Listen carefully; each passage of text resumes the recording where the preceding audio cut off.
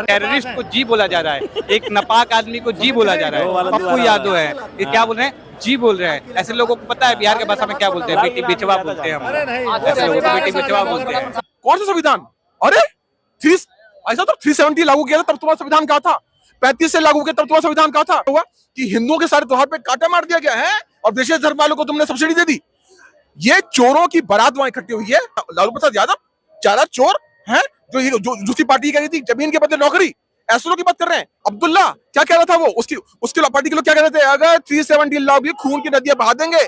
नमस्कार, मैं विकास और अभी मैं दिल्ली के चांदनी चौक में हूँ। जिस प्रकार से कल इंडिया गठबंधन का रैली किया गया, वहाँ ऐसा लग रहा था कि देश बचाने की नहीं, अपने परिवार बचाने की रैली चल रही है। और इसी मुद्दे पर यहाँ के जनता से जुड़ते हैं, सुनते हैं उनकी राय क्या है इस मामले पर। जी, आपका नाम? कार्तिकेय जी, जिस प्रकार से कल रामलीला मैदान में रैली की गई, तो ऐसा लग रहा था कि परिवार बचाने की रैली की जा रही है। कौन से ये सारे चोर इकट्ठे हुए थे वहां पर? सारे चोर इकट्ठे हुए लूडो खेलने आए थे। अरे कौन किसकी बात कर रहे हो भाई साहब? कौन? अब्दुल्ला क्या कह रहा था वो, उसकी पार्टी के लोग क्या कह रहे थे? अगर 370 लागू खून की नदियां बहा देंगे, अपनी महिलाओं को छोड़ जाओ, नहीं तो उनका बलात्कार कर ली जाएगी। खुलेआम बोला जाता। लालू प्रसाद यादव चारा चोर हैं जो दूसरी पार्टी कह रही थी जमीन के बदले नौकरी, ऐसे लोग की बात कर रहे हैं। क्या हुआ बिहार में, बताइए? बिहार में क्या हुआ कि हिंदुओं के सारे त्योहार पे कांटा मार दिया गया है और विशेष धर्म वालों को तुमने सब्सिडी दे दी। ये चोरों की बारात वहां इकट्ठी हुई है, उनका दूल्हा तो पहुंचा नहीं होगा। क्या राहुल गांधी वहां पर थे? क्या कर रहे थे राहुल गांधी वहां जाके? कुछ नहीं कर रहे थे। वो वहीं जाके 8 लीटर में बेच रहे होंगे। मैं पहले बता रहा हूँ, ये इन्होंने कुछ काम तो किया नहीं है। सारे लोग जो है आरोपी हैं। एक आदमी का नाम बताइए जो आरोपी नहीं है, बताइए। लालू प्रसाद, ये पप्पू यादव, सॉरी पप्पू गांधी और उसकी मां दोनों जेल पे और बेल पे बाहर है कि नहीं है? संसद से निष्कासित थे, वो चुम्मियां ले रहे थे लोगों की जाके। ऐसे लोगों की अब सीरियसली ले रहे हो? ऐसे लोगों को सीरियसली मत लो। मुझसे कठिन सवाल पूछिए। लेकिन वो कह रहे थे कि ये संविधान बचाने की रैली है। कौन सा संविधान? अरे ऐसा तो 370 लागू किया था तब तुम्हारा संविधान कहा था, 35 से लागू किया तब तुम्हारा संविधान कहा था, सिखों की हत्याकांड हुई तब संविधान कहा था, वक्फ बोर्ड खड़ा कर दिया तब संविधान कहा था। आप मुझे बताइए ना, इमरजेंसी लागू कर दी तब संविधान कहा था। पप्पू गांधी जरा बताओ ना, आप मुझे बताइए, संतों पे गोली चलाई तब संविधान कहा था संविधान की बात करते हैं। राहुल गांधी कहते हैं कि अभी देश में इमरजेंसी लगा हुआ है। अरे मूर्ख आदमी, 105 बार संशोधन हुआ संविधान के अंदर। उसके बारे में तुमने कोई टिप्पणी करी? तुम्हारी दादी ने सेकुलर वर्ड डाल दिया उसके अंदर हमें प्रताड़ित करने के लिए। तब संविधान कहा था, बताना कहा था संविधान। इस पप्पू को सीरियसली मत लो। अगर गलती से ये पीएम बन जाता, आपको केला जो है ना मीटर में लेना पड़ता, मीटर में बिकता केला, समझ रहे हो? केला लेने जाते हैं ना तो मीटर मिलता, दर्जन में नहीं मिलता, मैं बता रहा हूँ। और जो लड़कियां लिपस्टिक लेने जाती है ना, किलो के भाव मिलती, समझ रहे हो? पप्पू गांधी को की अकल तो है नहीं, समझे ना? गांजा फूकने वाला बैंकॉक जाता है, वो गांजा फूकता है और चरस फूकता है। भैया सफेद माल से पकड़ा गया था, आपको पता है?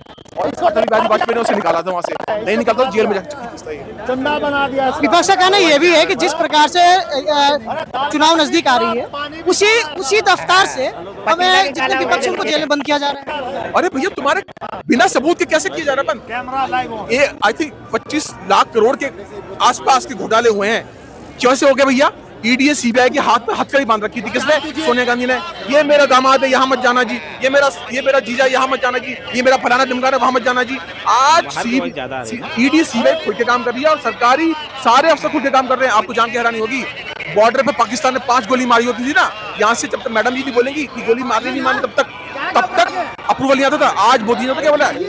एक गोली मारे ना, 100 गोली मारो और जान से मार दो, लेकिन गोली चलनी बंद नहीं होनी चाहिए। जी सरकार वो है जो खुल के काम करने का मौका देती है। क्या बात कर रहे हैं आप? ईडी सीबीआई की बात कर रहे हैं।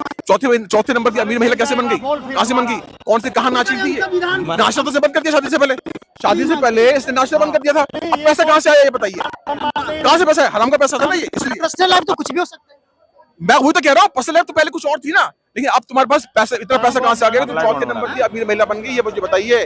और इसको शर्म नहीं आई कि हमारे संविधान के अंदर लिखा हुआ है कि विदेशी महिला या पुरुष प्रधानमंत्री नहीं बन सकता। जिस प्रकार से इटली में उनके परिवार इतना अमीर बन गए और अभी जिस प्रकार से देश के प्रधानमंत्री को कहते हैं कि सबसे बड़ा चोर, गांधी को और नेहरू को उसमें प्लांट किया गया ताकि इस देश को किसी और तरीके से बंटवारा किया जाए। एक सीक्रेट सोसाइटी का हिस्सा है कांग्रेस पार्टी, जिसमें मुसलमान और ईसाई धर्म के दोनों लोग मिलकर काम कर रहे हैं। वक्फ बोर्ड कैसे बन गया? नेहरू की सोच थी वक्फ बोर्ड की, 70 साल पहले की सोच थी और आज 95 में लागू हुई।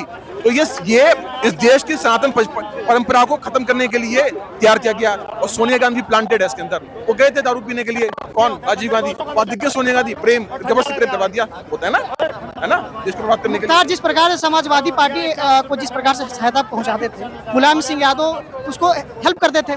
अरे गुंडा था वो, थे क्या बोल रहे हो? वो जियो थे के लायक नहीं है, गुंडा था भाई वो। क्या किए? कंबल बांटे थे या कितने कंबल बांटे, कितना खाना बांटा मुख्तार बदमाश ने, गुंडे ने। मुसलमानों का विरोधी भी था वो, मुसलमानों के घरों से छीन लिए, मुसलमानों के लोग की हत्या करवा दी। हिंदुओं का बुरा नहीं था वो, मुसलमानों का भी था। अब कुछ उसके घर पे तो जाएगा नहीं, चोर चोर मुसेरे भाई, क्यों नहीं जाएगा? 15 मिनट के लिए पुलिस हटा लो, क्या करोगे 15 मिनट के लिए पुलिस हटा के? 15 मिनट के लिए पुलिस हटा के क्या करोगे भाई साहब? वो पैदा ही बाय डिफॉल्ट फैक्ट्री सेटिंग उनकी जिहादी से ही होती है। जब पैदा होते हैं ना, जैसे फोन लेके आते हैं ना फैक्ट्री सेटिंग पे, पैदा ही जो जिहादी होते हैं। तो हमारे मुट्ठी में है, यही बोलते थे मुख्तार अंसारी, बोलता था मुख्तार अंसारी, ठीक है। और ये जो विधवा विलाप कर रही है जो विपक्ष, जो ये हमारे क्या बोलते हैं अखिलेश यादव जी बोल रहे हैं कि जी मुख्तार जी, एक टेररिस्ट को जी बोला जा रहा है, एक नापाक आदमी को जी बोला जा रहा है। पप्पू यादव है, ये क्या बोल रहे हैं?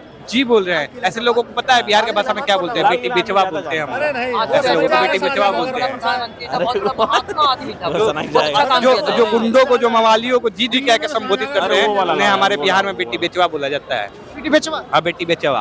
और वैसे लोग ही है वो। और मैं ऐसे ही बोलूंगा, मतलब खुलेआम बोल रहा हूँ, हम पे मानहानि का केस।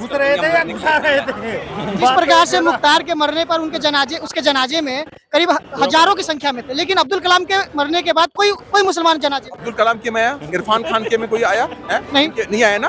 कोई आदमी जो है ये जो गवर्नर है वहाँ के केरला के, उनको सपोर्ट करता है? नहीं करता। कोई सच्चा मुसलमान सपोर्ट करता है? नहीं करता है। ये चोर चोर मुसेरे भाई। आप क्या कह रहे थे? राम को मुट्ठी में करोगे, वो तो अपनी जान को मुट्ठी में नहीं कर पाया। अंसारी राम को मुट्ठी में बात कर रहा था ना, आज तो अपनी जान को मुट्ठी में नहीं कर पाया। इनका ऐसे हशर होता है। जो आदमी राम के खिलाफ हुआ है ना, उसकी औकात कुछ समय के बाद निकल आगे गिरी। सोनिया गांधी ने सत्तों पे गोली चलाई, क्या हाल हुआ उसका? ठीक है ना। राजीव गांधी ने सिखों के ऊपर हत्याकांड करवाया, क्या हाल हुआ उसका? उसके अलावा देखिए पूरी पार्टी खत्म होगी इनकी। राम का जो विरोधी हुआ ना, कोई बचा नहीं है, ये ध्यान रखिएगा। और जितने भी स्टैलियन फिटालियन है, स्टैलियन को मैं बात करना चाहता हूँ। स्टैलियन मेरे सामने होता है, ये जूता निकाल के सर पे मारता।